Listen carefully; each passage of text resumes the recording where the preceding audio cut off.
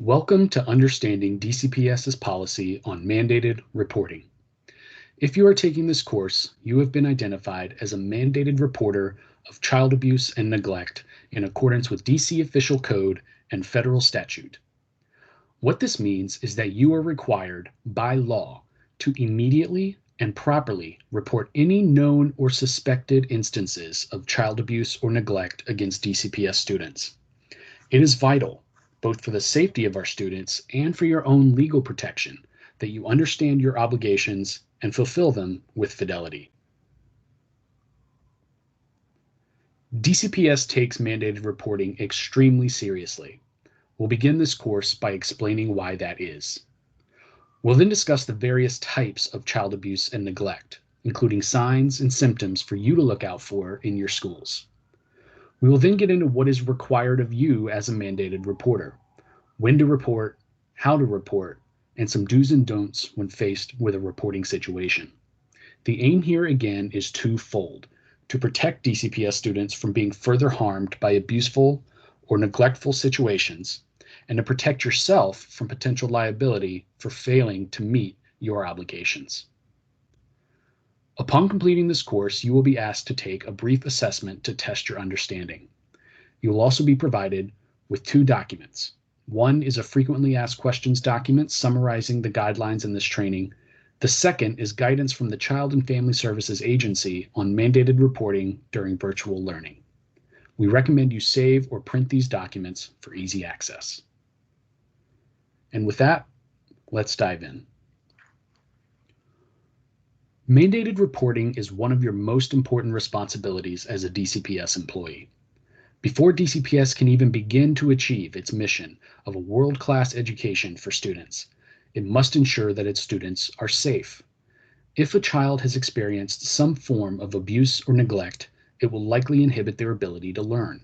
The physical, cognitive, emotional, and psychological effects of abuse or neglect can be crippling for a child, and the longer the abuse continues, the worse and more long-lasting these effects can be. To protect students from experiencing further abuse, neglect, or fear thereof, it is vital that you report known or suspected abuse immediately. To be clear, it is not your job to, quote, rescue a child or to personally remove them from an abusive or neglectful situation. That responsibility falls to the Child and Family Services Agency, or CFSA, as well as the Metropolitan Police Department. Your responsibility is to help point those agencies in the right direction. According to CFSA, over 2/3 of substantiated child abuse and neglect reports come from mandated reporters. Since mandated reporters are trained professionals, these reports are consistently more reliable than the public reports and provide the agency with the best leads on which children need protection and services. So if a child is showing signs of abuse or neglect, you, as someone who works frequently with and around children, will often be the first adult to witness them. For that reason, all DCPS employees and contractors are considered mandated reporters. This includes teachers, substitute teachers, guidance counselors, mental health professionals, school administrators, classroom aides, nurses, coaches, dedicated aides, custodians, and even central office employees. All of you are legally bound to report known or suspected abuse or neglect. Failure to report could place you in violation of District Code 4-1321.02, as well as the Federal Child Abuse Prevention and Treatment Act. Aside from enabling further harm to the child, District Code specifies penalties of up to $300 in fines and/or imprisonment of up to 90 days if you are found negligent in your responsibilities as a mandated reporter. Please do not take these as idle laws. In recent years, following certain high-profile cases that involved failures to report, the district has re-upped its focus on mandated reporting. Following one particular case, the district's Office of the Attorney General informed our General Counsel's office that they will begin prosecuting DCPS employees who fail to fulfill their mandated reporting obligations.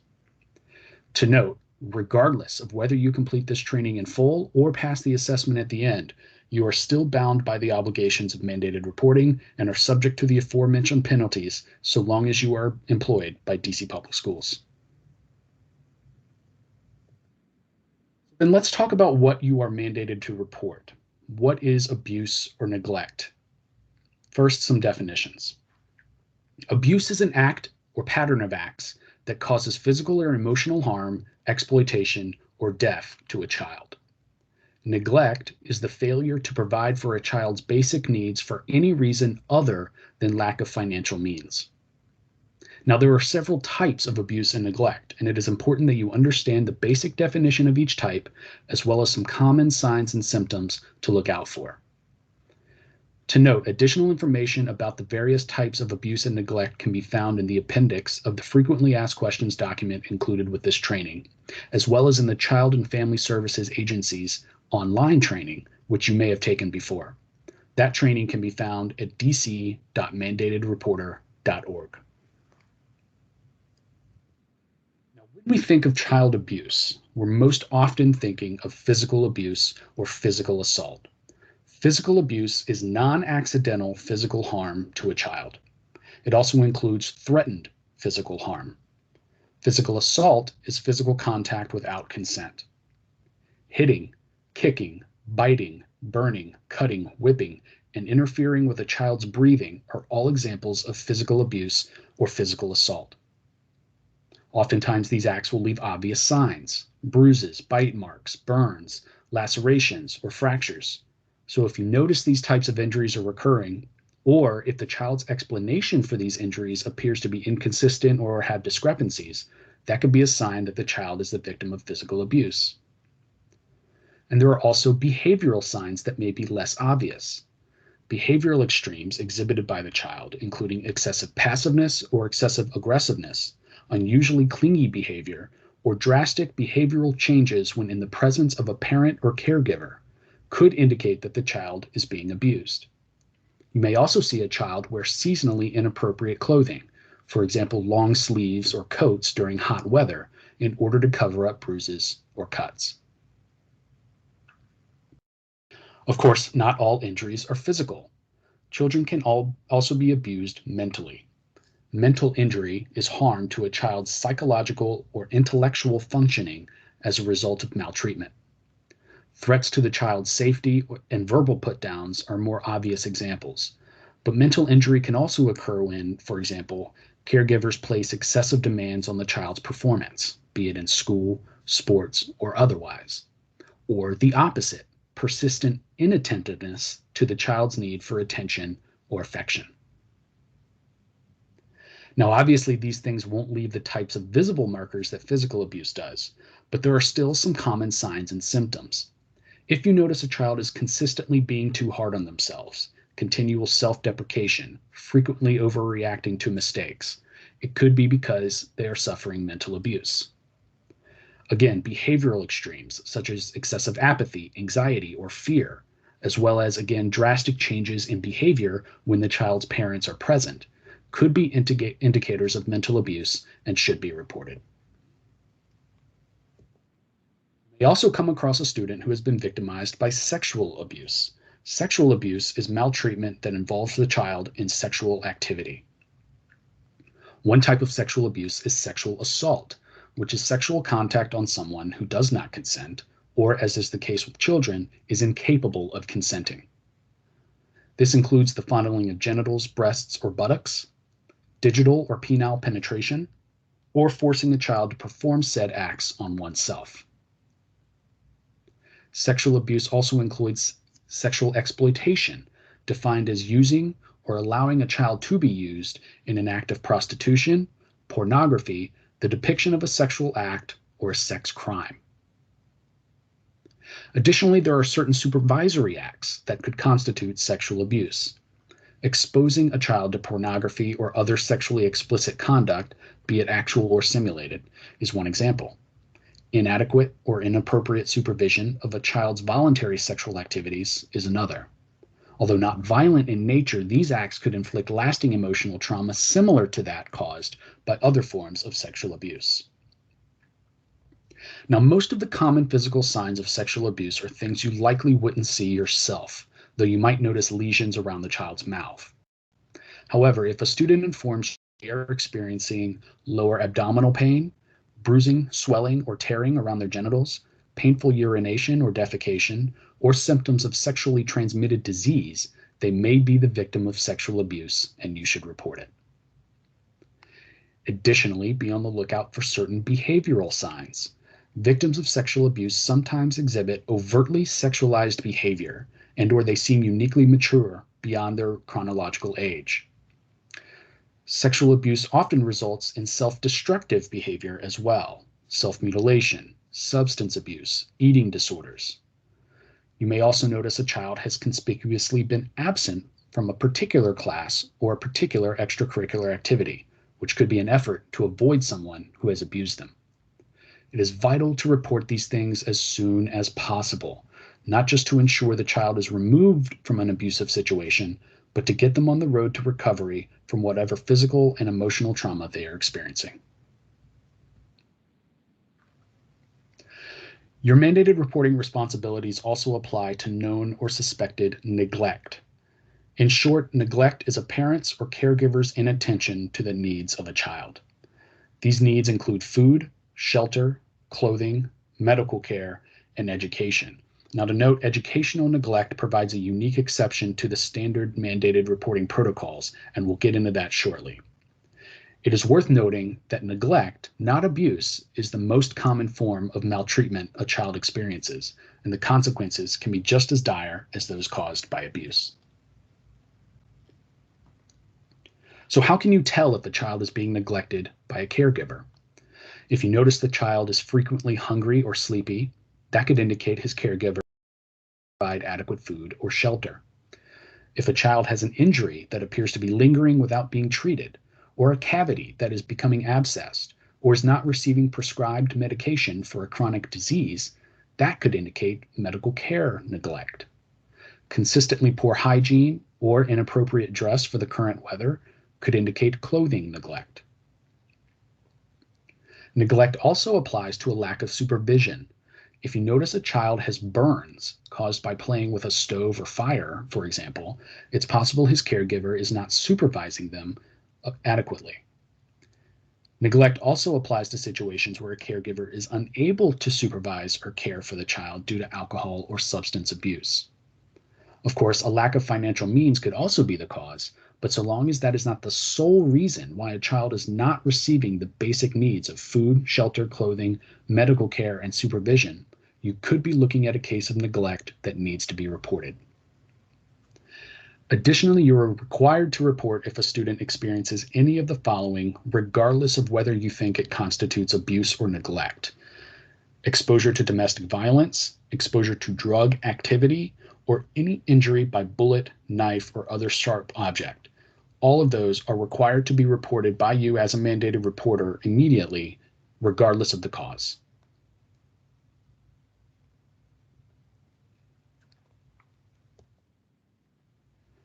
So if you observe a child exhibiting signs of abuse or neglect, or you otherwise learn about or suspect abuse or neglect, you are to immediately make a report to both the Child and Family Services Agency and the Metropolitan Police Department. We stress the word immediately. If you learn about a reportable situation at the end of the day, do not wait until the next day to make a report. CFSA and MPD are able to field reports 24 hours a day. If you learn of a reportable situation on a Friday afternoon, do not wait until Monday to make the report. CFSA and MPD are able to field reports on the weekends. It is critical, both for the safety and recovery of the child and for your own protection, that you make the report as soon as you learn of the possible abuse or neglect. If you learn of something during class, try to make arrangements for class coverage so that you can step out and make your report. Do not wait. Now, those of you who have previously taken CFSA's online mandated reporter training may recall that according to that training, you were to report to either CFSA or MPD, depending on the situation. DCPS requires that you report to both, not either. This is for both you and the child to ensure the report gets into the right hands as quickly as possible. To report to CFSA, call the CFSA hotline at 202-671-SAFE or 202-671-7233. To report to MPD, call 911 or notify your school resource officer. Once you have made these two reports, you are encouraged to notify your school's principal and school security officer, especially if MPD might show up at the school. Please note, and we cannot stress this enough, simply notifying your supervisor of suspected abuse or neglect does not satisfy your mandated reporting obligation. You yourself must make the report. Now, as I mentioned, educational neglect, marked by a child's truancy, is a unique exception to these reporting protocols. DCPS has its own reporting mechanism for addressing educational neglect. If you notice a child has been chronically absent from school and suspect educational neglect, rather than call CFSA yourself, you'll want to notify your school's attendance counselor. The attendance counselor will then make the referral to CFSA using a specified form on its website. Please note, as this training is being released, DCPS is in a period of virtual learning due to the COVID-19 pandemic. Virtual learning presents its own challenges, for example, to students who are homeless or students who do not have access to technology that may excuse a student's chronic absence. Please consult with your school's administration for its policy on what constitutes an excused or unexcused absence from virtual learning. The link at the bottom of the slide provides additional guidance from CFSA on truancy during virtual learning. In addition to making your reports, there are a few things you can do to ensure the student victim is on track to getting the help that they may need. If the student has any immediate medical needs, for example, if they have injuries resulting from abuse or supervisory neglect, be sure to bring them to the school nurse, or if the injuries are urgent, call 911. If no such medical needs are apparent, you should escort the student to the crisis response team at your school. And of course, be as discreet as possible. Keep your concerns confidential from other students. Notify fellow staff members only when necessary. You want to do everything you can to make the child feel as safe as possible. At the same time, please refrain from asking the child detailed questions about the abuse. This is primarily for the child's well-being.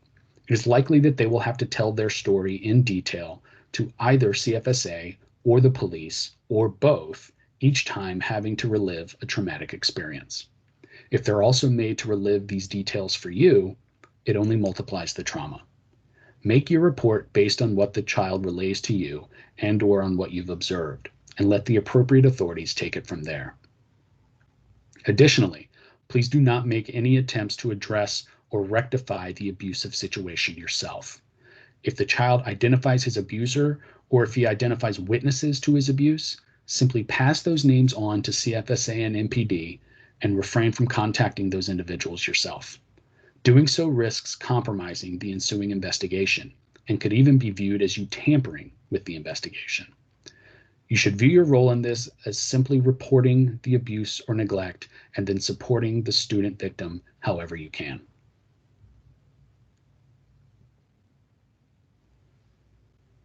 Before we close, here are some of the frequently asked questions on mandated reporting that employees have posed in the past.